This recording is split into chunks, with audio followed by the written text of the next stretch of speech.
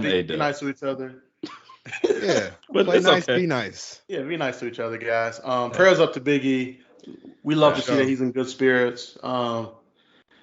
Just imagine that pop when he comes back. Oh man, Oh, I, J-Bo, what you got? Did you guys see he released a statement today? No, I another didn't. one? No, I did Saying not. Yeah, what? he let me see if I can find it really quick. I just saw it come across the BR app. Let me hold on here, see if I can find it.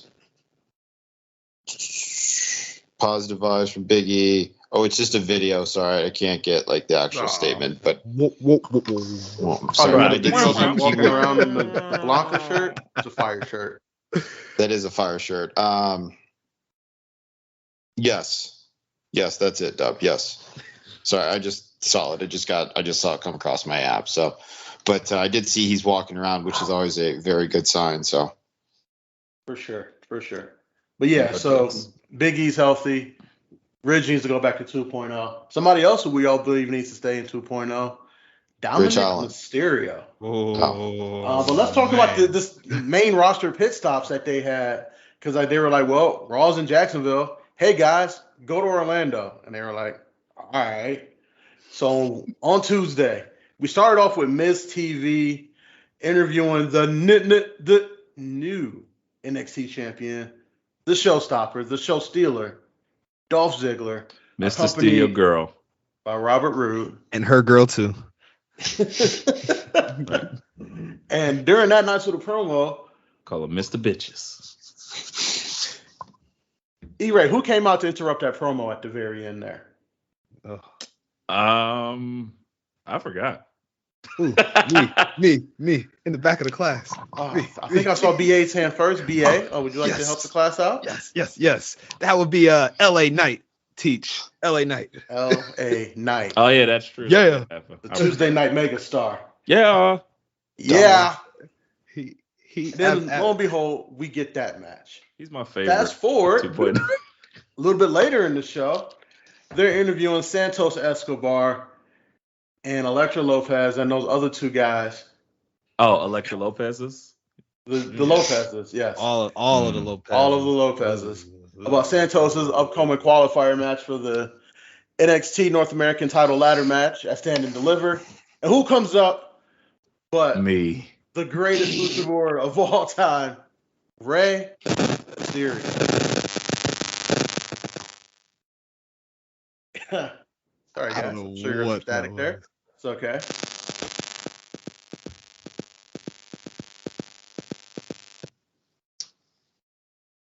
All right. There's got to be somebody or something going on. Make an edit point for that so we can edit that. Time is it? Yeah. Anyways, guys. At 30. I got you. 29. So Rey Mysterio, face to face with Santos Escobar, the Luchador showdown that we didn't know we needed to see, but now I need to see it, and I need it at Mania. I don't care how you get there, make it happen. Maybe not this year, maybe next year, or fuck it, make it this year. I don't want to see a Logan Paul match. Fuck it. But No then, one does. but then you Yeah. get Dominic Mysterio versus Raul Mendoza, and Dominic walks out there and he gets a pop from this 2.0 crowd. And I think they need to just leave him there. Yeah, he did. Yeah, they recognize him. He's like, one of us. They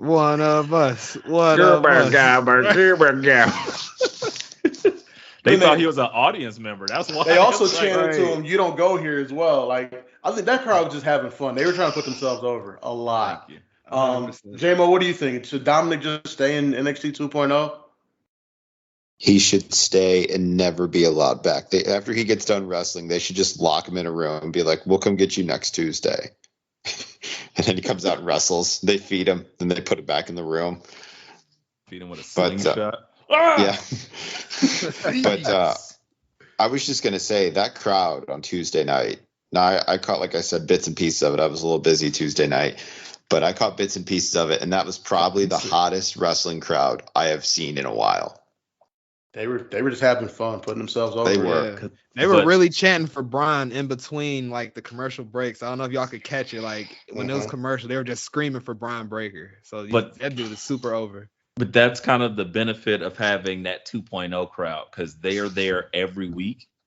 So that's the same reason why the black and gold rose to prominence like it did, because that crowd is just like, the energy is infectious. So it actually does, no matter what, even if it does feel like TRL or look like it, you still get that excitement. That's what makes it dope. That's like Exactly. a territory. It's like 80s territory wrestling, man. That's how it used to be when we would watch like AWA and all that stuff back in the day, or if you saw the highlights for us aging myself. I've never seen that. I'm old. I was a kid. I remember watching wrestling when it used to come on ESPN when I was like 5 years old. Yeah. That's ESPN Classic. No, not that. But there was a whole different like 7. Like I watched that channel before. No, ESPN Classic is a thing, but not this thing. But that's what makes it so unique. Like you said, the same people seeing the same characters every week act out their storylines in the same environment. It's like a studio audience, like kind of like me more recent WCW Saturday Night when they used to come on. It used to be in the same location, I think Universal Studios or something. So yeah, man, 100% agree. That's what makes it so different. Yeah, you got to go back and watch the black and gold because for my money, that's the best thing I've ever seen. I agree. Like I watched it more of the when the Undisputed Era became more relevant. That's when I was in NXT pretty heavy until their demise, and then and honestly, just to be honest, since we're talking about 2.0, that point when you were watching it, that's when it just got itself back on its feet again. Because before it was a little bit of a low period, but then it was at the apex before that because it was what are they called now? I forget. FTR. Oh yeah, and FTR, you had American Alpha. Yeah. DIY. The Viking Raiders were there at that time, right? No, they weren't even there yet.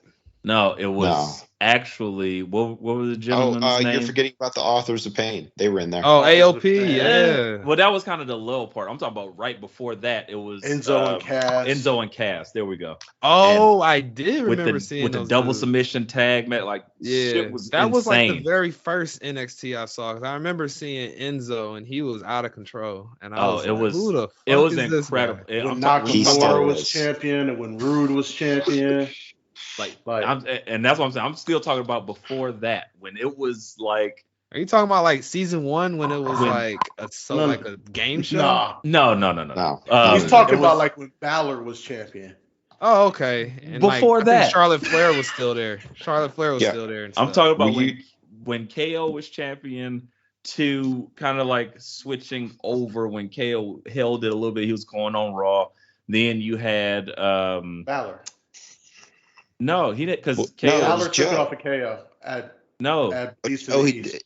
That's right. Oh yeah, he did because Joe. It was Joe. My bad. Yes. So around that time frame where Bayley had the belt forever and she beat everybody. She took down Nia Jax and her and Sasha had the greatest wars ever. So that crowd was insanely hot. And I think again 2.0 lends itself to that. I still think Vince is going a little bit overboard with the big stars going there. Of course, they're going to get a big pop because it's like I didn't expect to see the Miz here, but that's dope.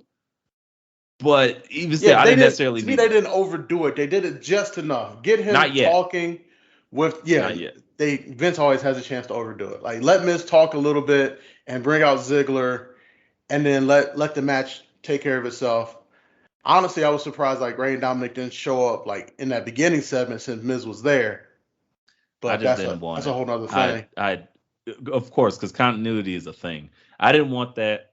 I know everybody's like, oh yeah, keep Dominic in 2.0. I'm the opposite. Ban his ass. Like it's a club, and he done got caught stealing something or like jerking it in the bathroom or something. You're banned. Put his picture up there. You are not allowed to come to 2.0. Stay on Raw, where not too many people care. Like you'll watch Raw because Raw is just interspersed with a bunch of bullshit, but NXT 2.0 is what I need. That's my weekly, like, again, we call it the best 2 hours of television every week of wrestling television. I love that. And again, a lot of people hate on 2.0. I enjoy it for the simple fact that it's consistent.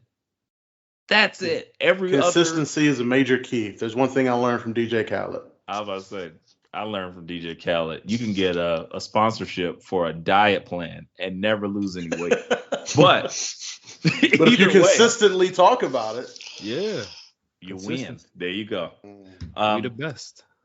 Also, speaking of which, we're getting before we leave that JMO. So two things I want to touch on with 2.0. Two things really quick. Better be fucking good. 2.0 was great this week because there was no Grayson Waller on there, and he's not in my head. Wrong. right? That's why you mentioned him. He wasn't even on the show, and you mentioned him. He lives in your head rent free, buddy. Man, he just came by and peed in your front yard and walked off and flipped you the middle finger. Cheerios. I just gave Vince McMahon, like your clips of talking about Grayson Waller, he would get an extension and a $5 million raise to borrow. Get that Grayson Weller, whatever the fuck, in my office. He gets a raise. Right. He's literally doing his job. And he stole my egg. And that is a terrible bit. I forgot all about that. The fucking egg. I blame that on The Rock. Jesus Christ. I did it. Is the egg in Middlefield? The egg is in Middlefield at Pizza Hut. You gotta go in there and find it. Right. Come It's in the buffet. Right. It's right underneath Craig Robinson's humongous sellout bag of money. Under his stomach. It's just under Craig Robinson's stomach. You got to turn the butter machine to get the door open. I know I like me some eggs. What? Craig Robinson, how do you get so much money for doing nothing? Because I sell out.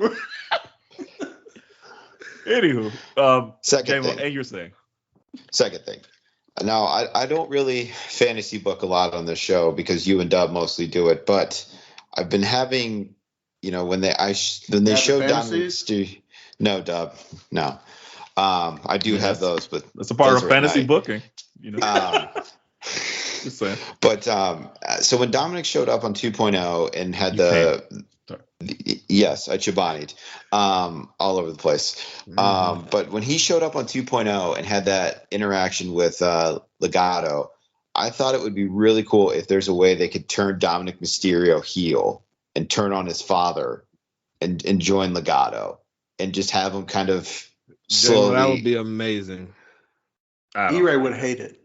I would be here for it. It would give me something to care about. I would at least think Dominic is something outside of his dad's lackey. Like that's all I look at him as. That's the kind of how you could start the heel build, and then maybe because Dominic doesn't wear the mask, so I thought maybe he could then wear the mask and then take it off as like a sign of disrespect to the luchadors, kind of what wait, you can't disrespect the luchadors and then join Legado del Fantasma. No, but that's what I'm saying though. Like Legado, remember who's the leader of Legado? Santos Escobar. Santos Escobar. Remember, because he did all those promos with the mask, and then he took the mask off. Right. Yeah. So you're gonna have Dominic just rehash that. You kind of have to build on that or something. Yeah, I don't know. You see what he did? Do it again. Do it right now. But I don't know. I just think it would be really cool and give an interesting storyline to Dominic Mysterio to where he is turned against his father. Because I think when I saw Dominic in Columbus, he had a mask on and then he takes it off when he gets into the ring. Oh no! I'm just trying to think of ways that could work because they could have Santos mentor him or something. I don't know. I think Iray's going to tell us the only way to make it work is not do it. No, you're wrong. No. What I'm going to tell you is there is a possible way to make us care about Dominic Mysterio. It's not about his mask on or off. You want to make Dominic Mysterio something, and I'll be serious here. I don't like him. This is pure he's just not. Yes, I was trying to avoid to say these things, and I'm trying to be nicer to people. I had this conversation with For All Nerds podcast.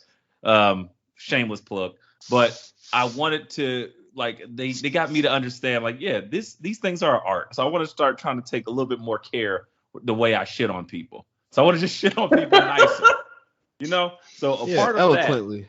That, it's the decadence of shit. I want to just sprinkle some some Want to shite on people? Throw some potpourri on that shit, buddy. yeah, Sprinkle. sweet stanky. Yeah.